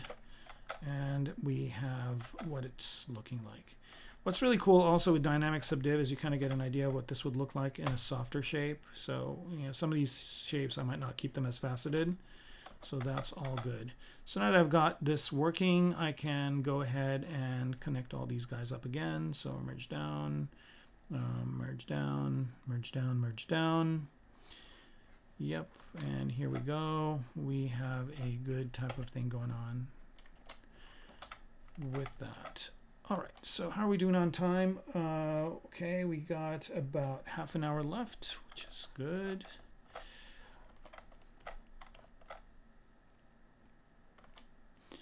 All right, so for this guy, I think we're good. I think we're good for the orange one, for the pink one. This one over here, we're good with that too.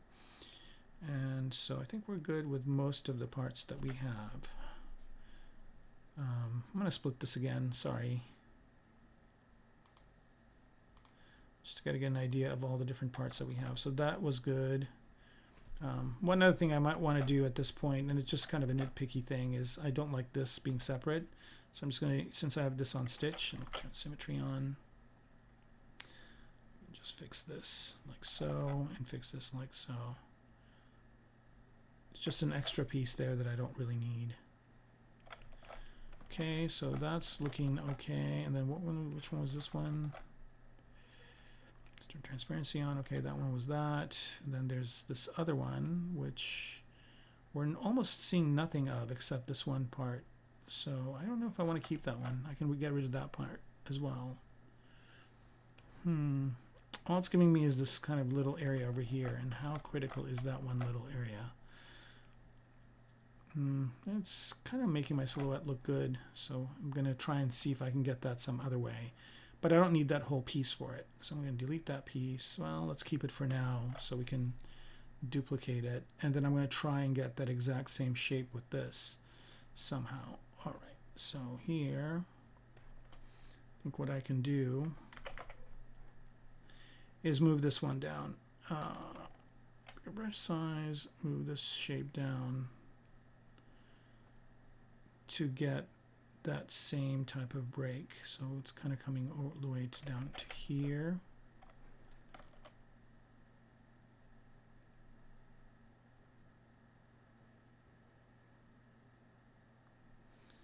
And doing this.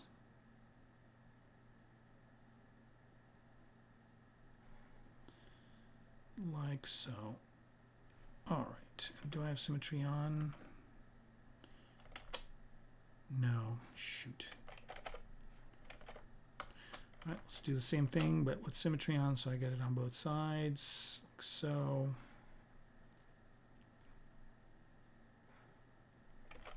Still not doing it. All right, let's get this back to normal.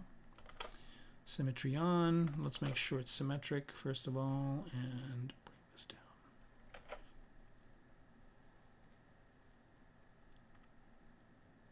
There we go.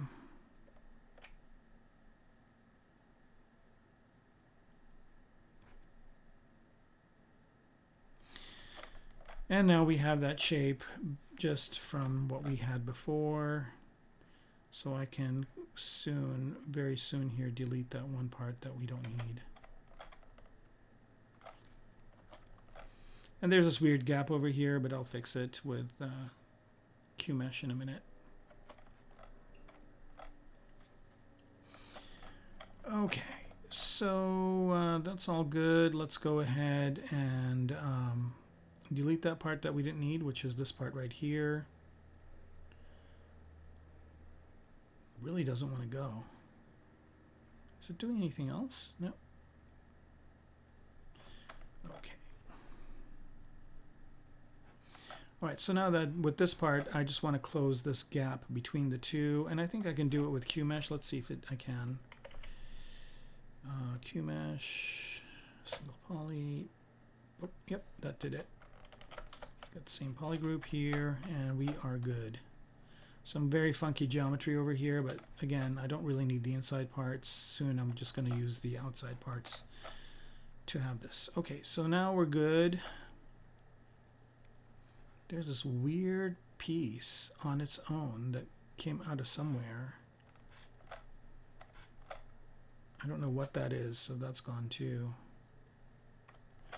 All right, so now we're down to 3 pieces for the spaceship. And we'll merge them down.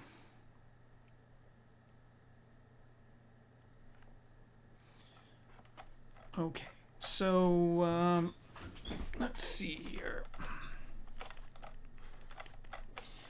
I'm trying to see if I can get this to be even 2 pieces. So at this point, merging these two together. So I'm going to do this. Let's pick a different color. These are looking very much similar. I'm thinking of how I can merge these 2 pieces into one. And so to do that, looks like there's some funky stuff going on in the back of this.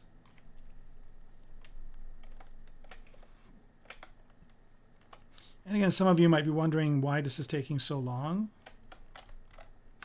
And the reason is that it's taking so long because I want to arrive at a shape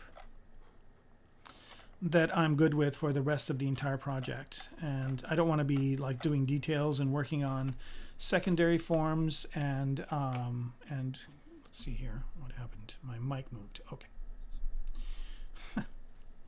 Sorry.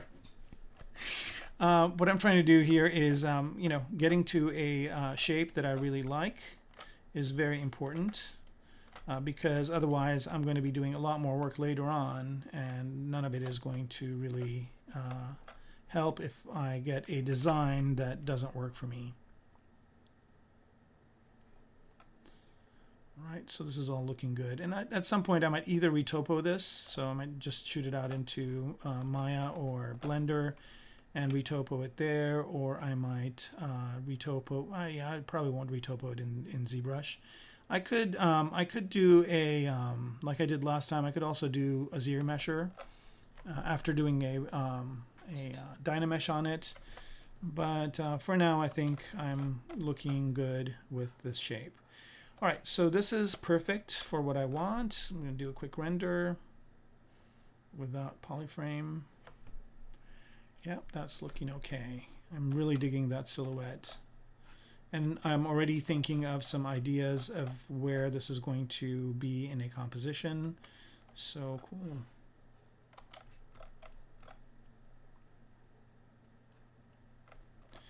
All right, let's see if there's any questions. Nope.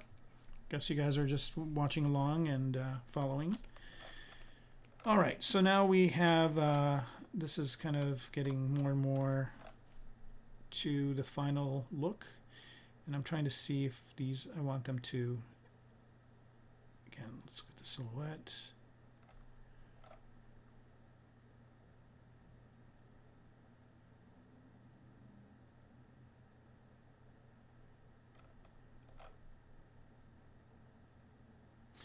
And I'm repeating a lot of the stuff that I did last time too, by the way, just because the audio was so horrendous. This happened again. The audio was so horrendous last time that some of the audio didn't come out well. And that's because I had some sort of conflicting sound device. And also we didn't get YouTube for the first few minutes of the stream. So this time everything's working well, which is good because we're just going to keep everything the way it is for the rest of these episodes. So just to let everybody know, we're going to be doing Sunday again in a couple of weeks. So we're going to do Sunday from 4 to 6 again. And after that next Sunday, I'm going to go back to, I think, either Fridays or some other time. We haven't figured that out yet.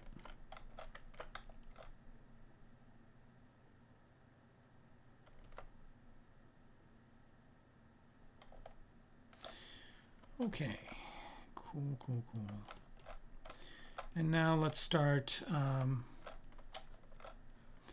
thinking of whether I want to retopo now or if I want to retopo later. But I think I could still be playing around a little bit more with the primary forms on this.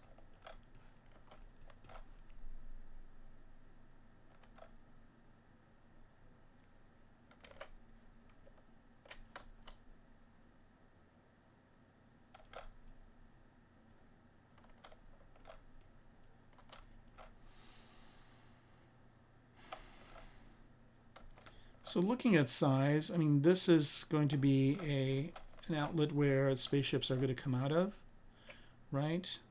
So looking size-wise at something like this, I'm just wondering, okay, well, that's good and all, but what would something this big in the back be if we have, you know, if spaceships are going to be coming out of here, like smaller spaceships? So... and the answer is probably some sort of propulsion, coming up with that as a solution for this. So these pieces are what make it move in space. So maybe they bend space or do something to make it move.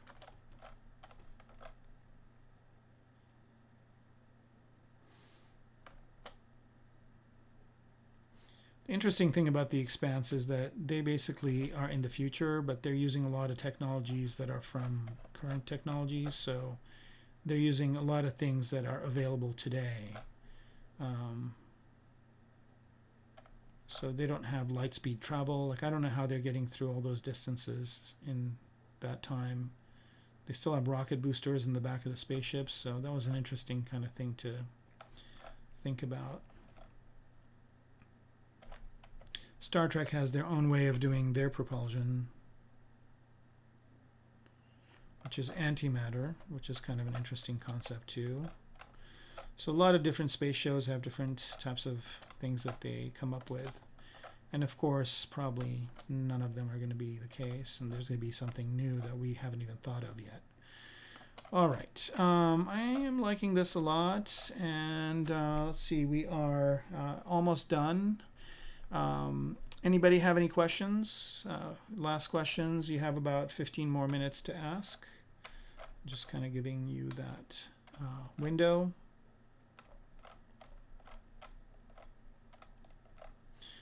Right, so here I kind of want to make this front part a little bit longer.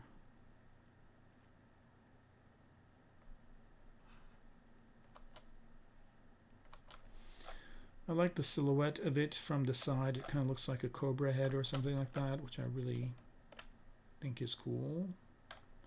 It's a cool design. In my references, I usually have some sort of an animal sometimes too. And now after this is done, I'm going to be looking at some snake heads and cobra heads just to see if I can incorporate some of those elements into here.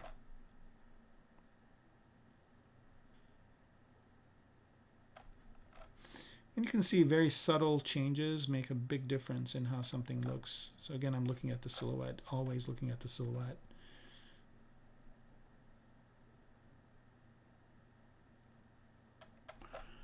All right. So Randy's asking whether I'm going to be doing the edge crease in Maya or in ZBrush. And I don't know. I think at this point I'm not really thinking about any of that. I'm just thinking about what I want. You know, I'm just thinking of the overall shape. Because again, that's the most important thing that's got to work. And then after that, I can do it. I can do it in Maya or ZBrush. If I want to just get a little bit of an idea of what it would look like with not so sharp edges, I can always do the dynamic subdiv, this thing where I press D. And let me hide the silhouette. And then go into QGrid. And I think I'm going to choose a low value here, turn polyframe off. Right, so right now these edges are really sharp, but I can always kind of reduce the coverage to get a little bit more of a softer edge if I want to. And what's cool is I can continue to work with this mode too. Like I can continue to move things around. And again, I'm moving very few polygons and see what it would look like with softer edges. And that's kind of an easy thing to do right here to get these kind of more of a beveled look. Without having to actually commit to it and commit to having that many polygons messing me up. All right, so sometimes I like to turn that on too. I'm glad you reminded me, Randy. The chamfer button, so these bevel basically gives you kind of a softer angle, and then chamfer gives you more of a harder angle, right? So bevel gives you a rounder edge, and then chamfer gives you a more of a harder edge. So here I'm going to turn bevel off, and you can see that when I make this even more severe, right? So let me turn constant off. So you can see here that my angles are getting there is a bit of a bevel, but they're more straight lines rather than curved. That's what chamfer does. All right. I'm going to turn dynamic off, go back to this. But yeah, I mean, I think the level of sharpness these edges have are good. The only thing I worry about at this point in time is, again, which of these faces are coplanar. And what I mean by that is when I have a quad, I want that quad to be coplanar. And sometimes I just tessellate the whole thing just to see what it would look like. Because when you tessellate, when you get triangles, you know triangles are coplanar. They have to be. Quads could not be coplanar. All right, any other questions? Yeah, Randy, you can, dynamic subdiv is really very kind of cool capability. You can modify it and get some really, really cool results with it. All right, so here I'm kind of doing a little bit of, you know, looking at what this would look like if we it was kind of going downwards or we were launching off of it.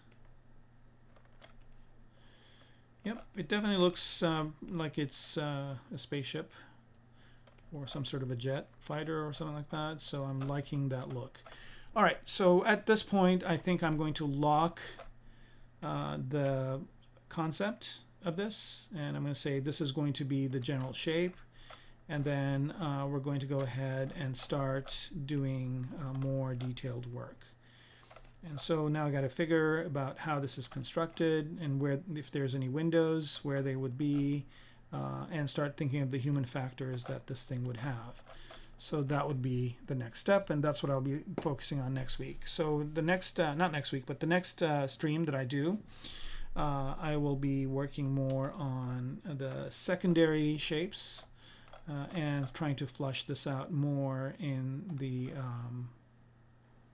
kind of more of the secondary level details, and getting this to be a little bit more refined, and then we'll continue just adding different aspects to it. I also need to determine what I want to get from this sculpturally versus select this piece. What I want to get sculpturally versus what I want to get with textures, because I could, you know, easily get windows and stuff with textures. I don't know if I need to model all the windows. I might get away with not doing that. All right, so here I'm just going to go ahead and insert an edge loop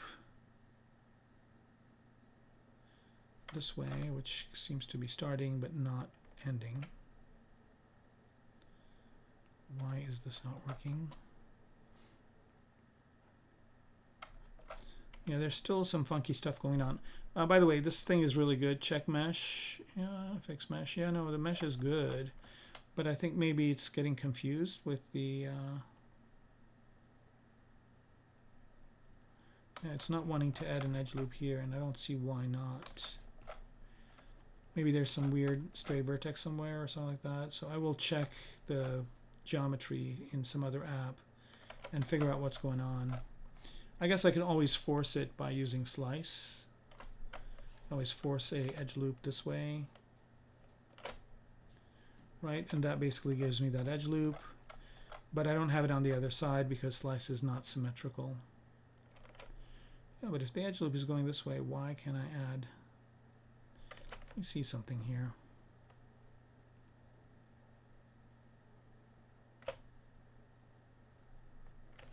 Yeah, somehow it doesn't want to add that edge loop because there's some weird...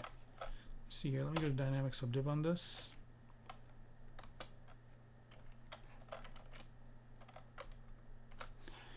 Oh, I know why. Maybe because it's not its own thing, so I might have to split it to do it. Which I can. It's not that big of a deal.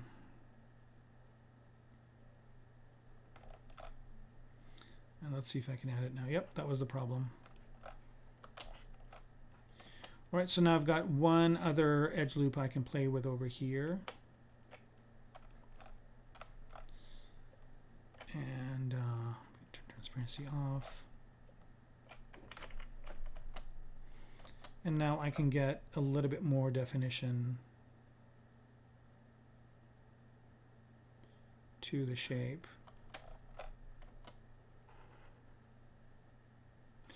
And I always add edge loops, or I always add geometry very sparingly because you know, every vertex counts, every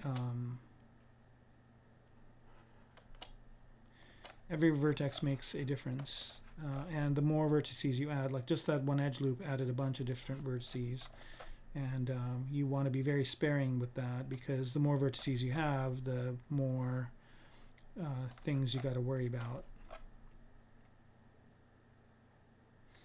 And this is more modeling than sculpting, really, because I'm just moving different vertices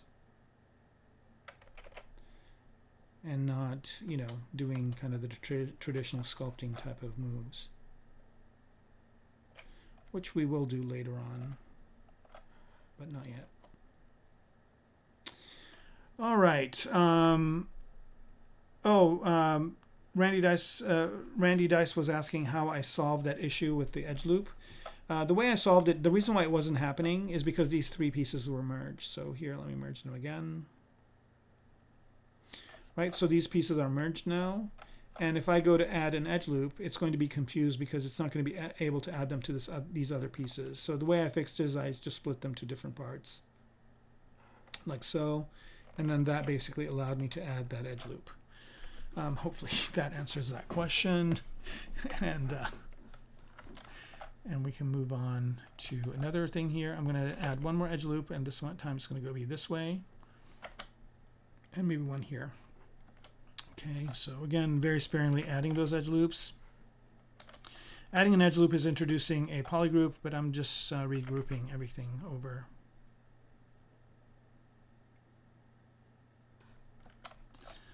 Like so. All right, so I think, let's see, are we doing on time? We're doing okay. We got about 8 more minutes left. Let's see, any more questions?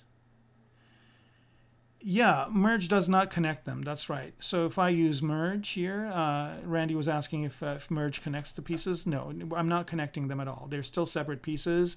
So even if I go here and merge this together, even though they are merged like this, they're still separate pieces. So I can actually select the polygroup and just be working on this polygroup, and the other ones are hidden. And notice that these parts are still here. And even though if I bring this back, those parts are underneath that one part, right? So yeah, merge does not mean welded together. And that's kind of the problem I got to solve next, is I got to make this all one piece, or maybe not. Maybe I'll have them be separate pieces.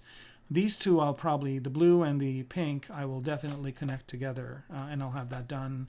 Maybe I'll do it live next week, or maybe I'll have it done. I don't know. Depends on how much time I have during the week.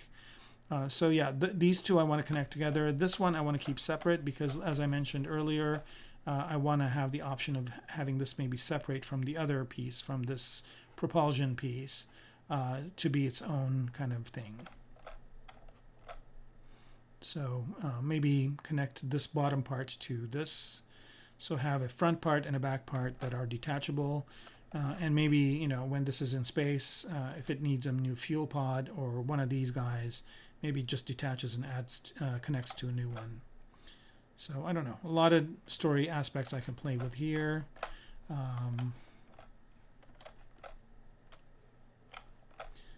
But yeah, I'm still kind of doing some last minute tweaks on this overall shape. And again, you can spend a lot of time doing this, but getting to that final shape is really important early on. And I think that we have established that at this point.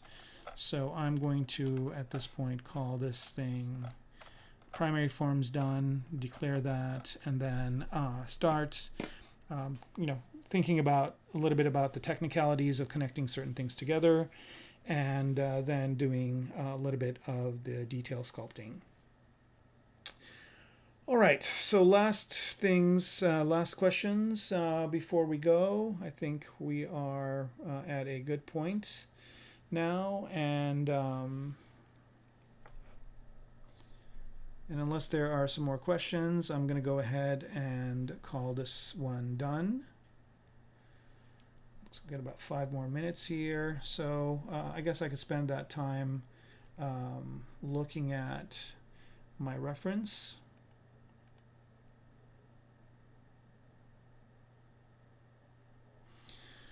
And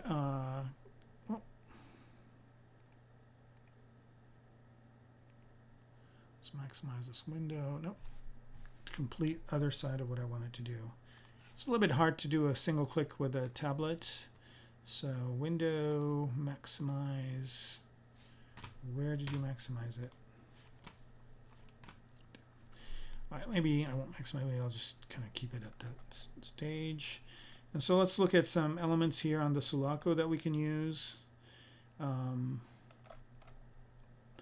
kind of like these cannons that are attached to it, so maybe I will do something like that. Right? See how cool the silhouette is of this thing. It's awesome. It's one of the most beautiful spaceships there are. And notice these are Sid Mead's drawings, and you can see that he did one on the side like so, but he also did one of it kind of the way it would show up in the movie. And I think there's a shot in the movie where the spaceship looks exactly like this, right? So we'll use some of those elements. Let's see, what did I find interesting in here? I think I like this one because it was really loose. In this one, I really like it because it looks like a stealth plane almost, but it's a spaceship. Here's a really cool one, and there's a lot of really good surface elements on this that I really like that I might pull from. Again, it's got those attached cannons, which we're going to also have on mine. I like this concept. I like this idea of it having another dropship attached to it. So this thing would probably detach and fall down. And it's got two of those. It looks like it's got one in the front and one in the back, which is nice. This is from Space Odyssey, and I like this because it's a very nice, simple shape. Here's this one. And I don't know what this is from, but it kind of looks neat as well. And by the way, I add to my reference and I also remove stuff. So maybe I'll remove this one. I don't really need it. This one looked really interesting. A lot of interesting surface details that I can emulate. And by the way, a lot of this stuff is really easy to do in ZBrush because I can easily use array mesh or just use duplication to create them. I like what he's done here. One of the things I really like about this one is that he's got a little bit these little spaceships to indicate scale, right? So these would be the little spaceships that come out of it. And it looks like, I don't know if they come out of the side over here or what, but it's a pretty well done design. I like this one because it shows some of the internal parts. I don't know why I like this one, so it could kind of probably go, oh, because it's real. So this is a SpaceX concept. So I'm kind of looking at what type of propulsion they have, and it looks like, I guess this is a payload. So this is something that's going up, and this is the engine in the back that's going to push it forward. And this is where the people sit, so that's kind of cool. I like this one a lot too because of the surface options. So again, look, they have a aircraft carrier here for scale, which is really smart, and I like this idea of this radar dish, so I might incorporate that into mine as well.